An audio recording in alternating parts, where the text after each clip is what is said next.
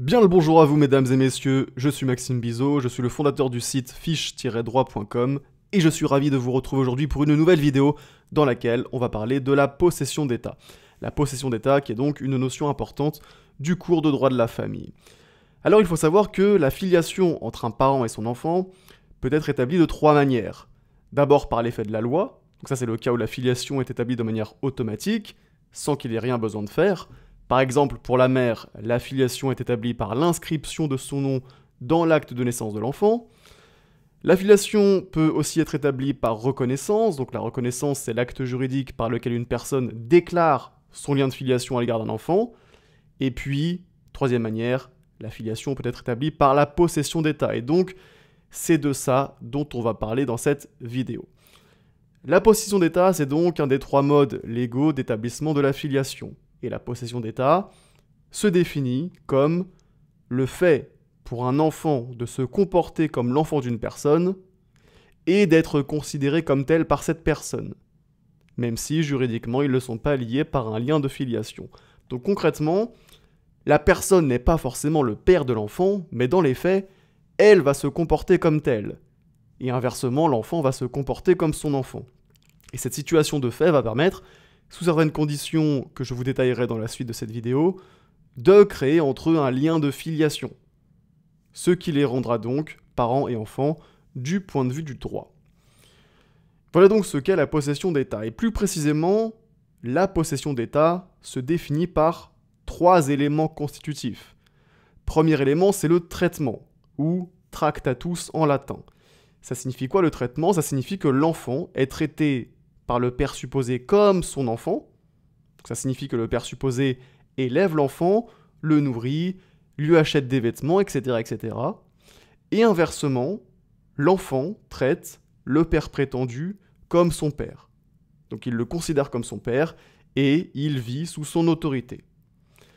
Deuxième élément constitutif, ça va être la réputation, en latin fama. Ça signifie que l'enfant est considéré comme l'enfant du père prétendu dans la société et par leur entourage. Et puis enfin, on va avoir le nom, en latin nomen, qui signifie que l'enfant porte le même nom que le père prétendu. Donc si ces trois éléments constitutifs sont réunis, la possession d'état sera constituée. Mais attention, ces trois éléments, ils n'ont pas forcément à être tous réunis pour établir la possession d'état. En effet, la possession d'état est établie sur la base d'un faisceau d'indices. Ainsi, on peut donc avoir des cas où la possession d'état sera constituée alors même que seulement deux éléments seront présents.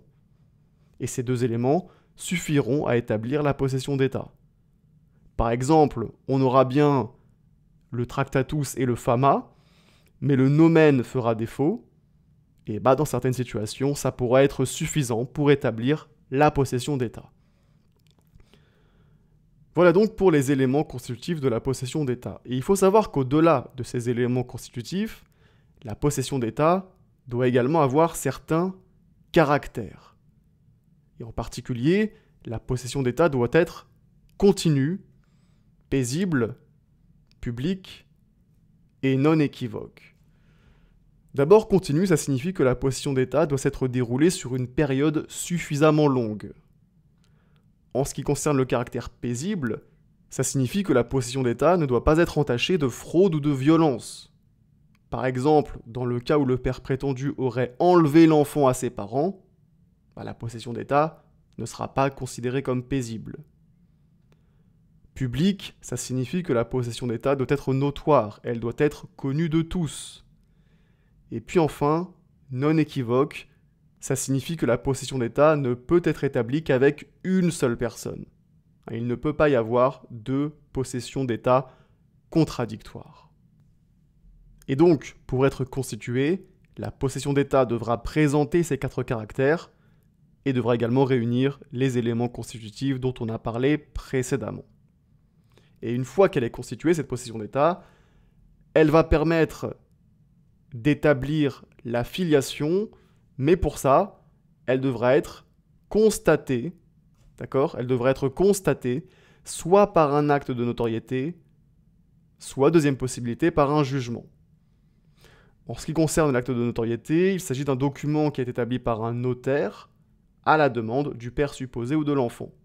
donc le père supposé ou l'enfant, peuvent aller voir un notaire afin d'obtenir cet acte de notoriété. Mais attention, avant d'établir l'acte de notoriété, le notaire doit vérifier que les éléments constitutifs de la possession d'État sont bien réunis. Et pour ça, il devra recueillir les déclarations d'au moins 3 témoins attestant que les éléments constitutifs de la possession d'État sont bien présents.